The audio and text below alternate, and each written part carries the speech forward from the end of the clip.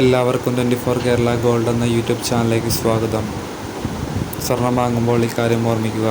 24 carrot എന്നത് 100% സ്വർണം, 22 carrot എന്നത് 91.7% സ്വർണം, 18 ക്യാരറ്റ് എന്നത് 75% സ്വർണം. ഇനി നമുക്ക് കേരളത്തിലെ സ്വർണ്ണവില എന്തെന്ന് നോക്കാം.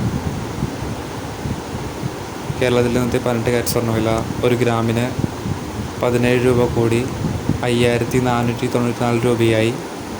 1 പവൻ സ്വർണത്തിന് 136 രൂപ കൂടി 43,952 രൂപയായി.